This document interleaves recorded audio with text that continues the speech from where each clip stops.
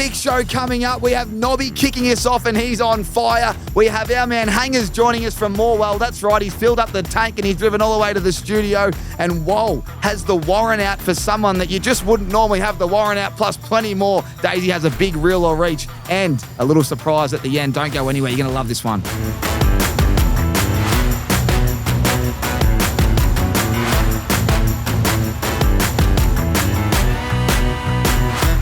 Hello and welcome to the Aces AFL review show for a very special episode post round 4.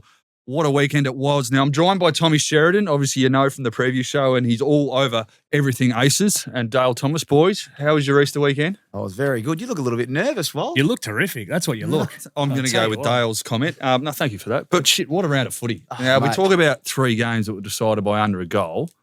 What of those 3, which one was your favourite? Oh, straight into it, Walt. I was going to say, how you going, mate? How you going? No, Business as usual. What was your favourite game on the weekend, Tommy? Oh, just North Melbourne was unbelievable.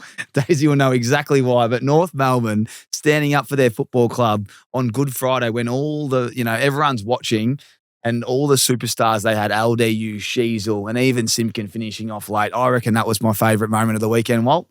You, Daisy? Easter Monday for me, another classic.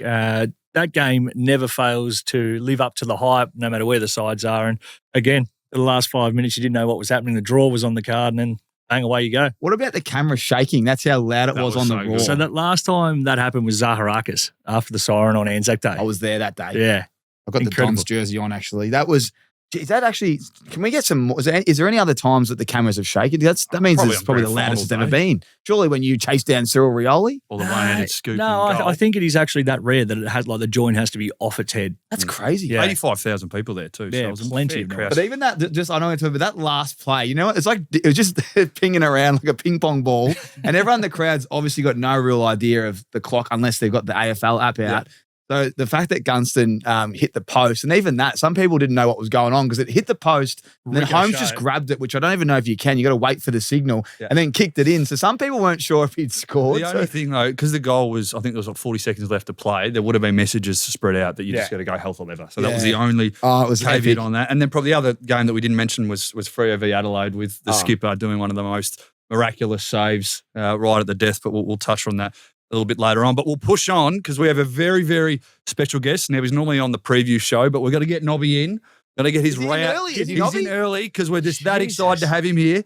Nobby, come in, mate, and give us your best edition. Hello, Nob. Oh. Now, here we go. Trumpy's opened up the straight, has he? You got the suit back on. Still hoping he opens up the straight. I've dressed in the real estate kit this week. I know I said I was going to be a podcaster, but my wife hasn't seen any contracts roll through from you blokes yet, so I'm still walking out the door saying I'm going to real estate today, guys, and until further notice. But as he opened the straight up, I think this deadline keeps pushing. Well, Wal's the man there. Can we just quickly talk politics here, Trumpy? What's the go? There's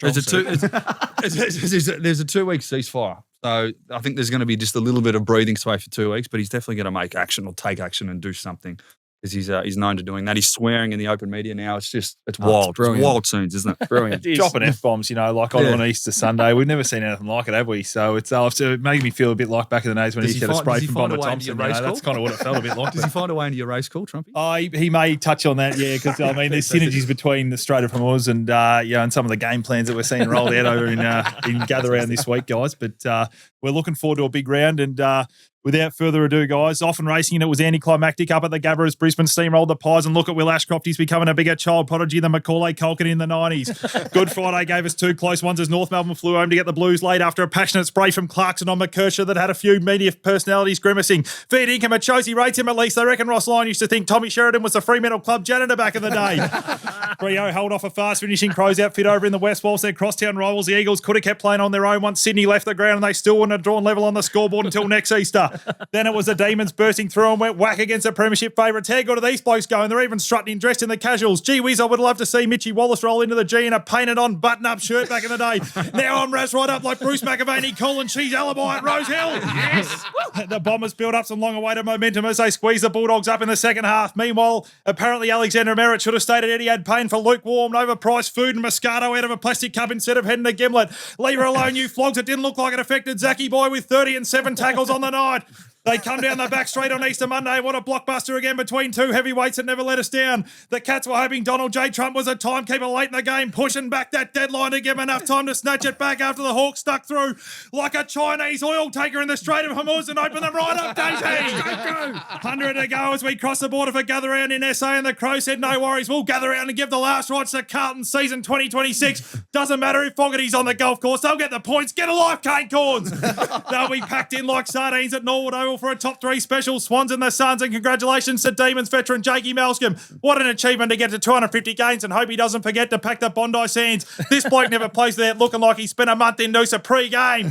The Saints are going to tackle Port as they close out the round, and what an opportunity for Zach Butters to ask Nazaya how to get 2 in front of the next contract figure. But don't forget the event of the year at the Cumbie Hotel in Adelaide with the Aces family. What a lineup they got for the fans. Tommy even tells me Bernie Vince is putting on a free barrel for all in attendance. I might get over there. Jezza Cameron may as well suck down half a dozen too. This week he's only got West Coast on the Sunday. See you next week, fellas. Bang! Bang! There we go, boys. So we did win. We mixed in a bit of politics there. How can you miss it? I think everyone these days in the office, people would know what the Labor or Liberal Party is, and they're telling me what Donald Trump should be doing from a legislation point of view. So it's what a world we live in here. So anyway, it'll be exciting for you guys to get to gather around. I'll be jealous, especially if Bernie throws in that free barrel. Mate, that is outstanding. You have put in politics, our big Cumbie event. You've previewed, you've reviewed, you've even stuck up for the merits, which we stand by. It's good as it gets. And a teammate of ours, Jakey Malscombe. 250th with the Bondi. I saw Jakey yesterday. He's a good mate of mine, and he was absolutely gone. And I do remember, like he and a few other blokes. I know it was leading into footy trip time, but they'd come to July, August. These blokes are getting browner. I'm still tanning on the moon at this point. I just couldn't work out what was actually going on. The good old days of Sollies. The Sollies they'd been outlawed for 3 years by then. These blokes were still sort of scored EKC, and there was a bloke, Fraser Dale. I don't know if you knew him, but he was pasty as a ghost. 39 at the Blues. Yeah, the Blues. Yes. And he went during lunchtime. He went with a few of the Calder boys, Toddy Coram, Rennie Glasser, and they were as tan as it got. Yeah. Anyway, they come back after lunch, and he was burnt to a crisp. and he denied that he went to the Solly for months, and he finally admitted it. But yeah, they used to duck off the Essendon boys at lunchtime and get the Solly job. Yeah, I mean, too much degree difference to me if I ever went down that path. You know pretty quick. So I didn't dabble in that sort of scene. But no, it's a great 250 game career. It's unbelievable. And the Alexander Merritt stuff, I mean, you guys are a lot closer to the media talking this, but these days, we've got the social media sort of landscape. Just get over it. Like, Zachy wouldn't have cared less that she was there, and it certainly didn't affect him. Nobody should have cared. Go and have yourself a feed, though. Oh, it's exactly right. We need exactly. And you're paying the same for a sausage roll. These days in the Bay Marie there, there's probably been sitting there for 4 hours. Is what you're going to pay. Kimble it anyway. Get yourself half a southern rock lobster and a little bit of risotto. A bit of Moscato out of a plastic cup. That wasn't awesome. It takes 6 months to get into the gimlet, so she's probably booked it months ago. Yeah, of course. And watching the game, by the way, watching the game, wasn't he just unbelievable? Like, I understand maybe if he wasn't playing that well, but some of the chase down tackles, I reckon he had 4 and a quarter. He's fighting the good fight. This must have been second half. Second half. I didn't watch the second half. Yeah, well, second half, it was a tale of, I guess it was tale of two halves, but it was just more, Zach Merritt stood out like dog's balls on defense, chase down tackles, stuff that your coach would praise on a Monday. I don't know how they picked that story. No. Disgrace. Well, hang around, Nobby. Yeah, hang around. Thanks again for that, Nobby. But we're going to go straight into, I know we say our Monday ace, but it's going to be our Wednesday ace. I might start with you, Daisy. Who's your Wednesday ace? Well, I know Tommy's going to love this, but my Wednesday ace is the North Melbourne Footy Club. Hang on, say that again, Daisy. The North Melbourne Footy Club. Geez, they were good. And Tommy and I have had a decent-sized wager now after you wanted all up north to finish higher than Collingwood for a double or nothing on our $3,500 trip to the Gold Coast. So we wait and see. That's the end of the year. But the Blues were pretty good. But North Melbourne, if they were to start to be taken seriously, that's a Carton Forever's phone went off. That's a meat tray as well for Wall. Yep. Perfect. They had to win. And they were in the position, it wasn't looking likely, and then they found a way. Georgie Wardlaw goes in there, and also Colby McKercher. He got the spray, and he didn't have massive numbers in the last quarter, but defensively, he was sound, and I love that. The coach gives you a rocket, you pull it in, you don't go into your shell, you go and sort it out, and they win the game. So North Melbourne, ace for me. Fantastic. Tommy, you got one? Yeah, I do. I just want to touch on North Melbourne as well. Aren't they just building something special, Daisy? It's going to be special. Yeah, they'll go 1-7 in their next 8. It'll be outstanding. The Lions, they'll beat the Tigs, and they've got GWS, the Cats, Sydney, Adelaide, the Suns, and Freo. I just hope this they could be knock an early off payout from running you. premiers for just our bet. But, mate, I'm going to go with a player that everyone sees that's quite fancy, does all the sexy stuff in Jack Ginnivan, but doesn't get enough praise for all the smarts and hard work. He's played a wing role, maybe high half forward role on the weekend where he got deep in defence on his man, and then he recognised, oh, shit, I've got to come forward. He sprints, he gets a fist in, they rebound, they kick a goal. It was a real turning point for me. And we see him doing his podcast with Tommy Mitchell. And, I think the coach even said, slow down on the tactics, and he's a tactics guy. But he clearly is. He's a smarter player than people give him credit for. He works his ass off. And I thought he's got he probably gets all the knock for that stuff because of his brilliance.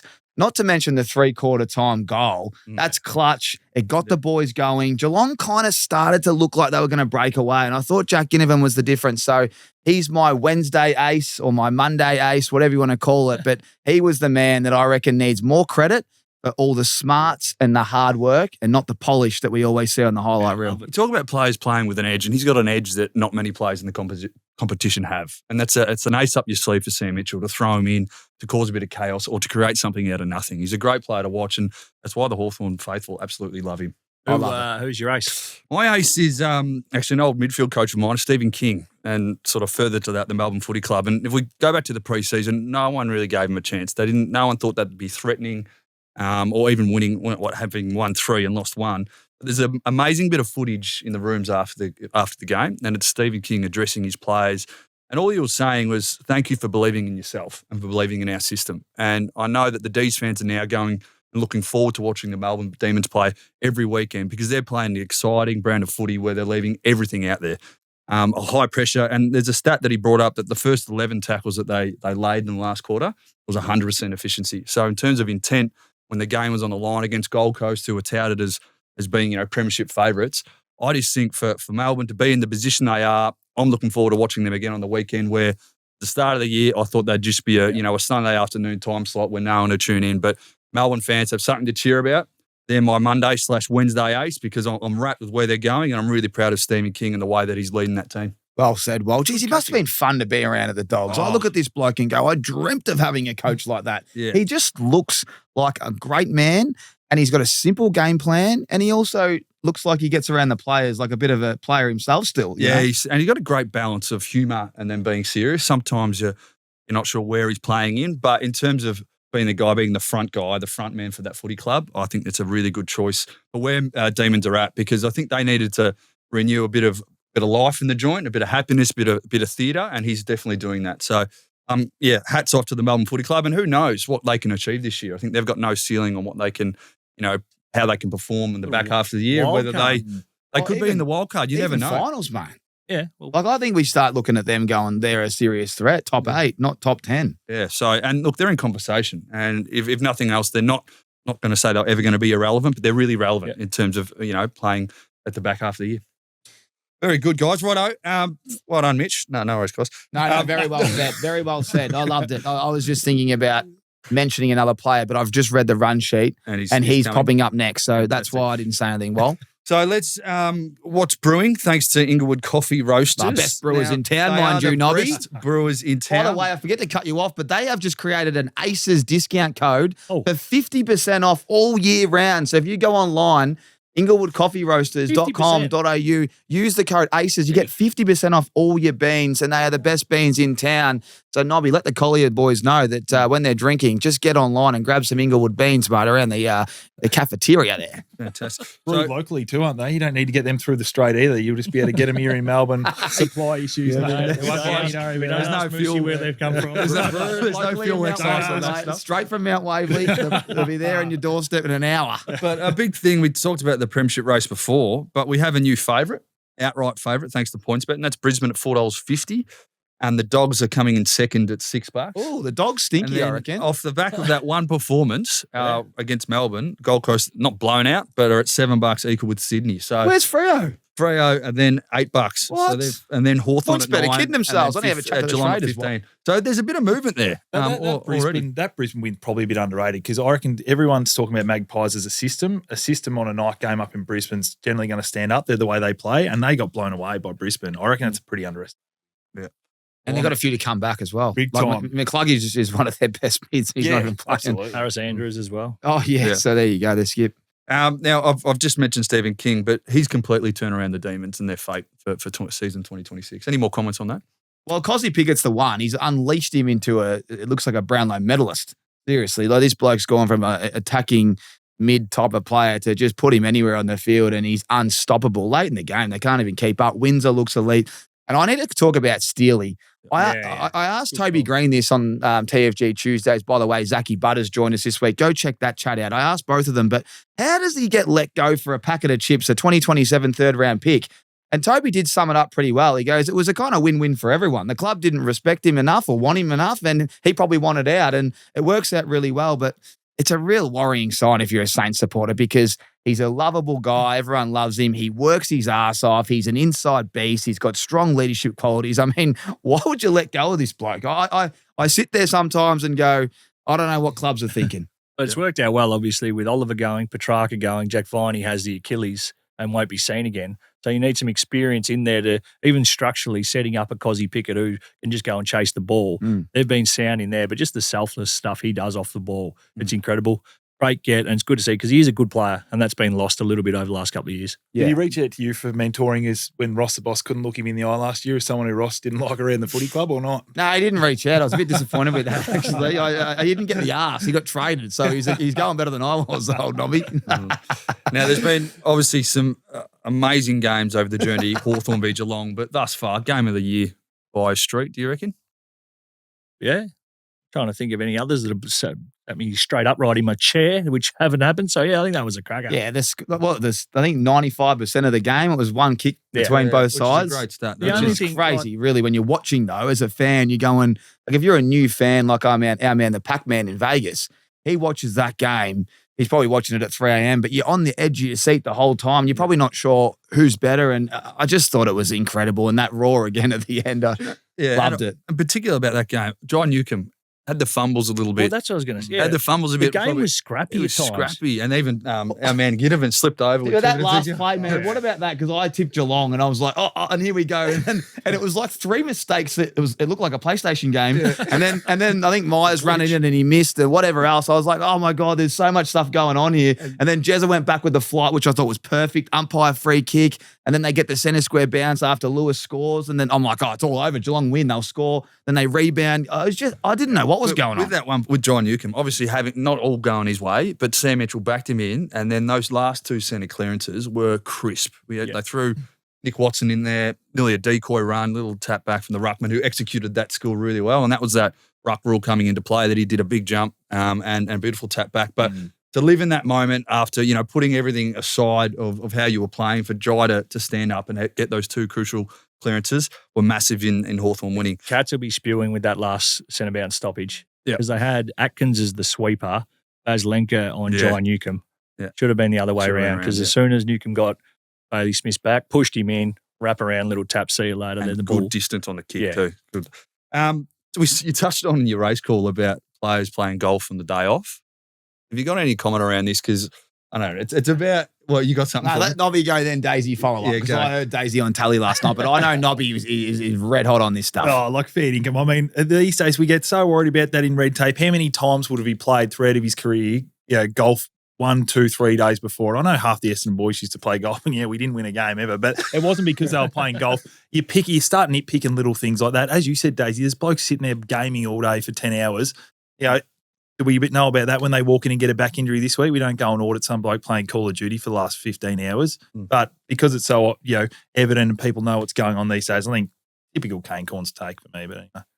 Yeah, I said words to a similar effect last night. Let the boys do what they want on their day off. Yeah. They play golf every week. They had the cricket side inside, the preseason.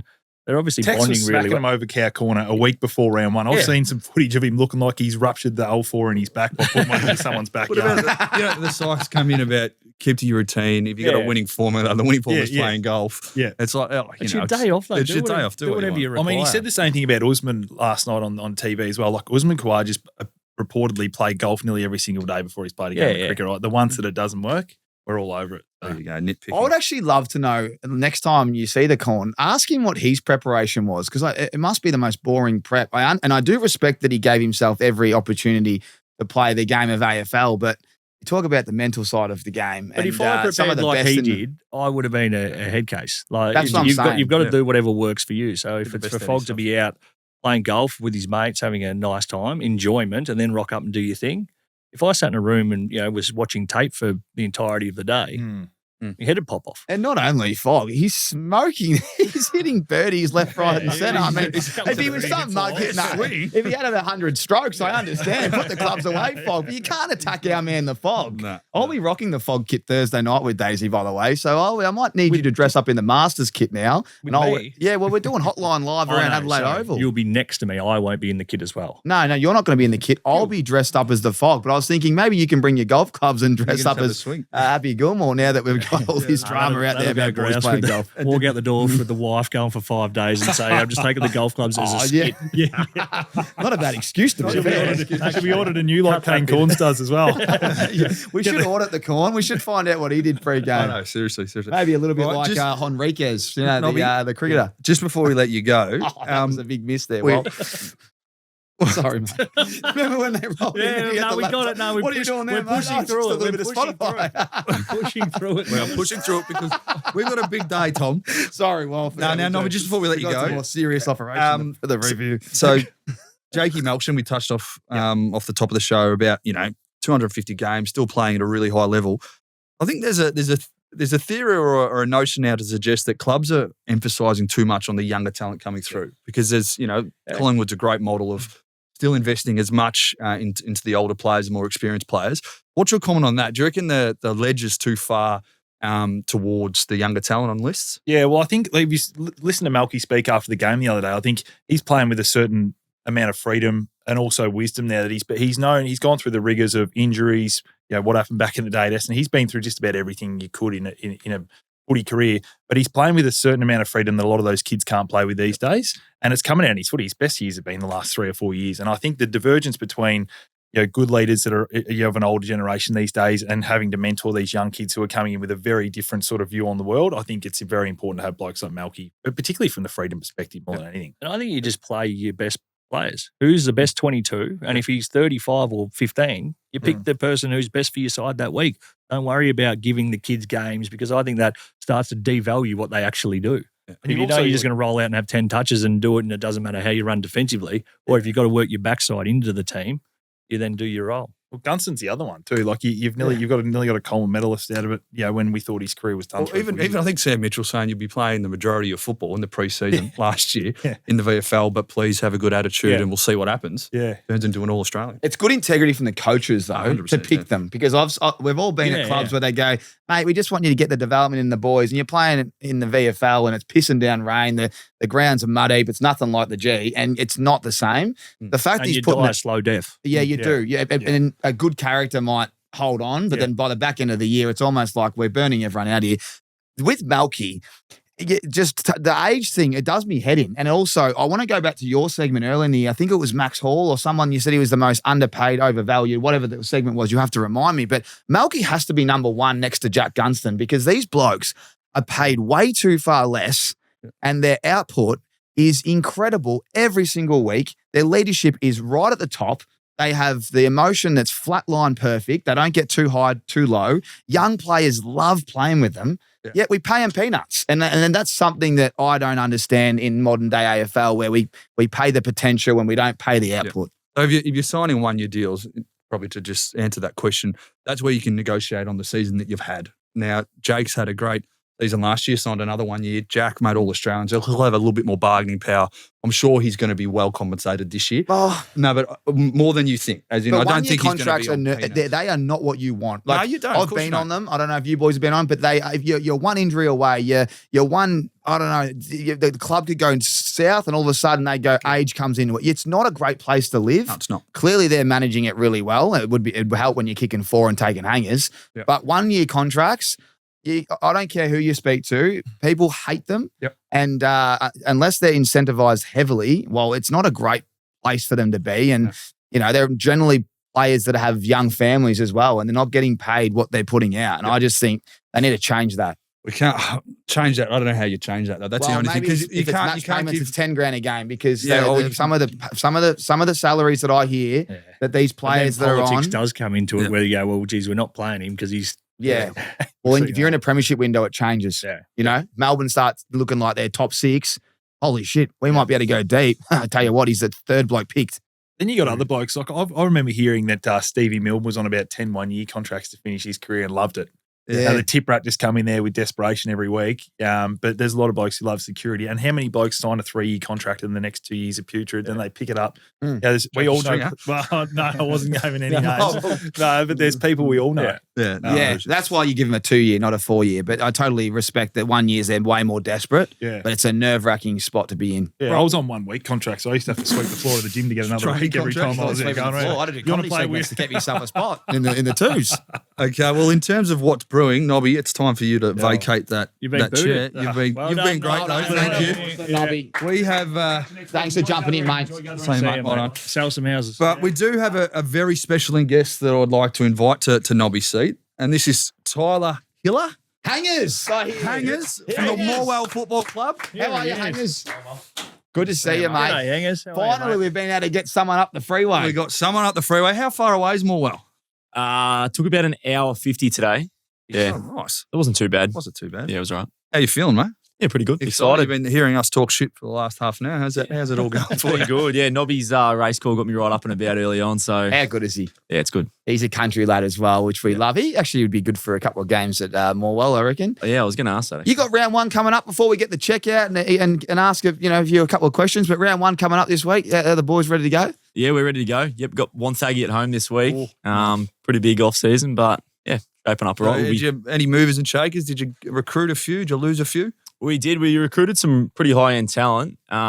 We actually got stitched up a little bit because one of our boys just got picked up by the Dogs. Yeah, Harmsy retired, and then Will Lewis got picked up by the Dogs, so he's going well in the VFL. But yeah, Now, the boys have called you Hangers off the top.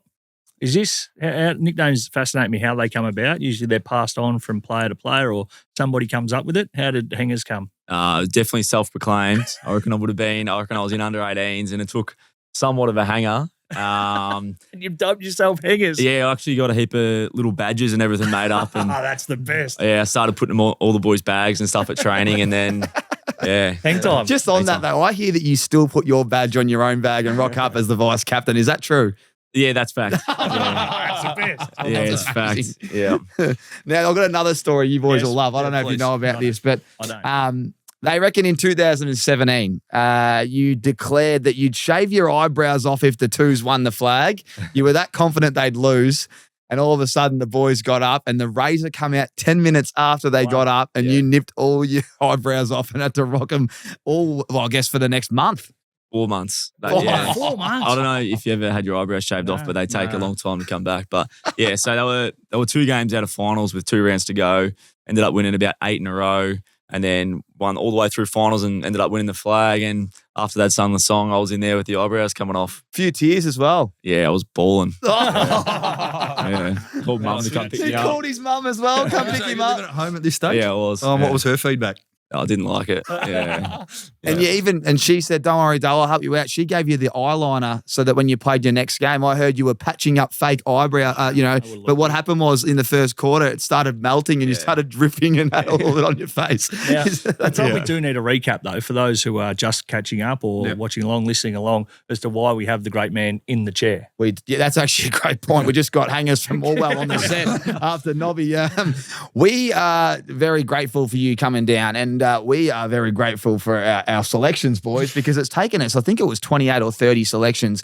But you are, and your club, the Morwell Football Netball Club, are the first ones to ever receive a check on behalf of PointsBet and ausmericanaces because they're the profit propeller saluting.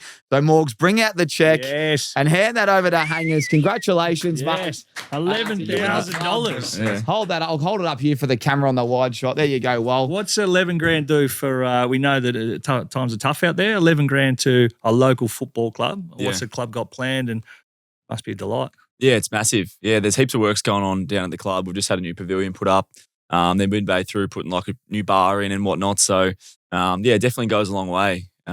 We initially thought that it was all going to be able to go to a big time footy trip. It's a good trip. That's a good trip. We thought we might have been headed to Vegas, but the guys in charge told us that pretty quickly that wasn't going to be the case. Well, that's probably why you're the vice skipper, not the actual skipper. But if you were the president and you did have the 11K and they said you can go on a footy trip, where would you go with the boys?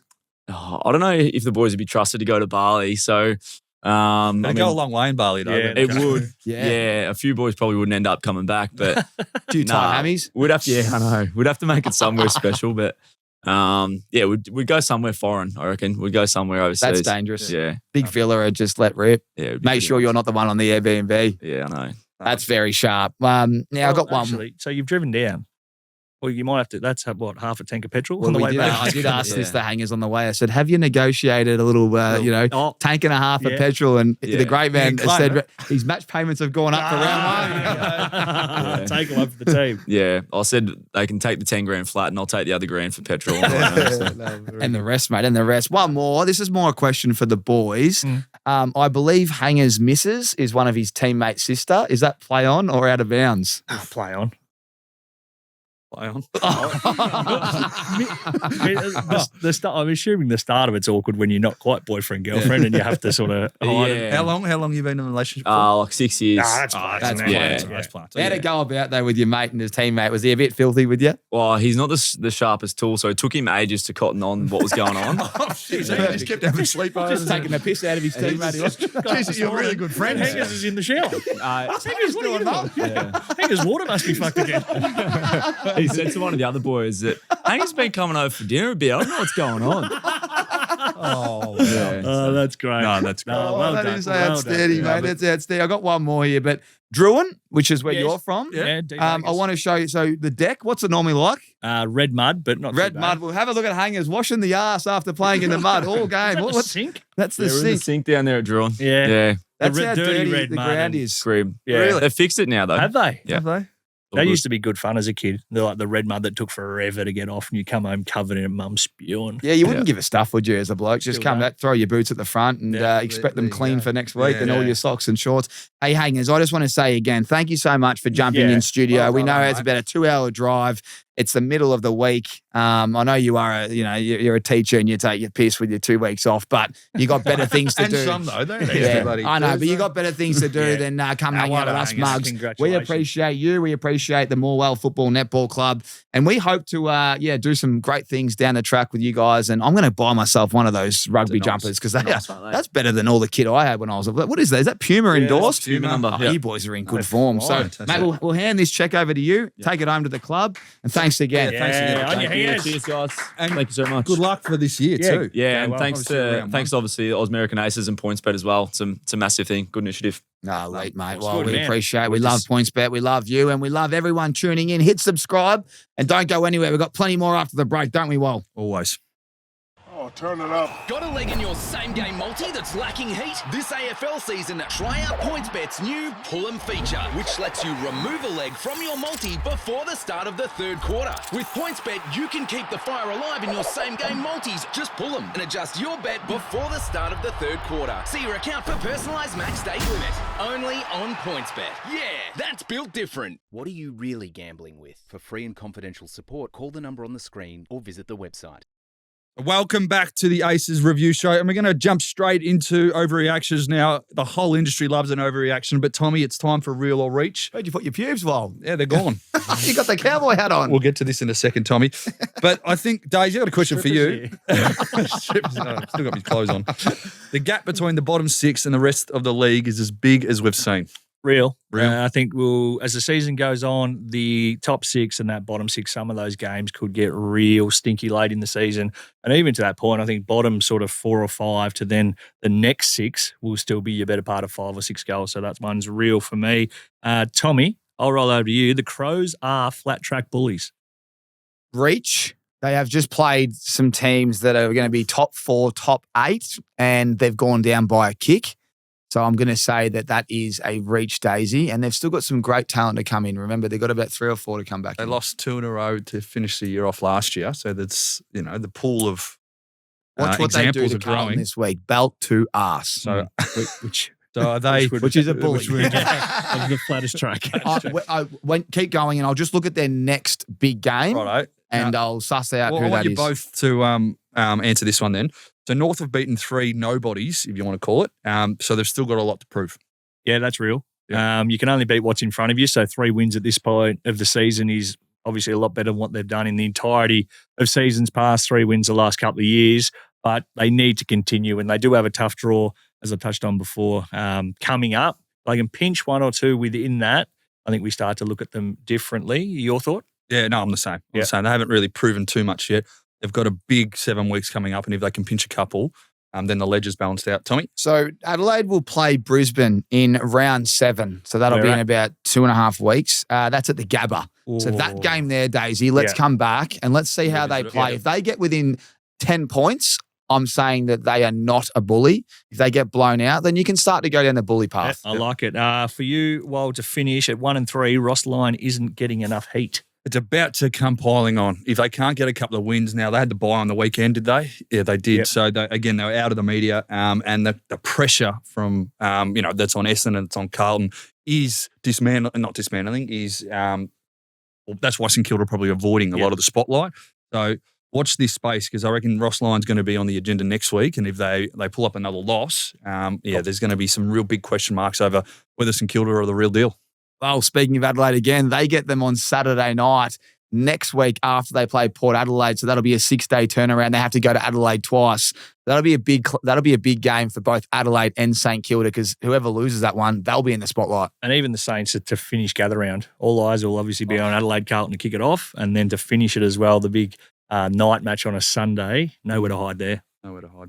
Hey, well, you've got your cowboy hat on, which I love, my because stripper hat. you are ready to go. Because, Tommy, I'm not sure if you're across Woll's Warrant, but it is my favourite segment of any of the shows. Didn't something go on the neck normally? No, it's all right. I want the handcuffs. Fuel prices, mate. They're affecting everything. Woll's told me I don't want that anymore. Yeah, I want to get the pecs out. He wants to get the pecs. Michael Voss is under as much pressure as that top button. Come take your eye out. But I do have a warrant. Please, give it to us. And I just want to know, how do the Hawks get shafted so badly by the AFL fixture? So who has cooked this up? I'm going to take you through their fixture thus far in season 2026. So round 1, Saturday night, fantastic, 7th of March.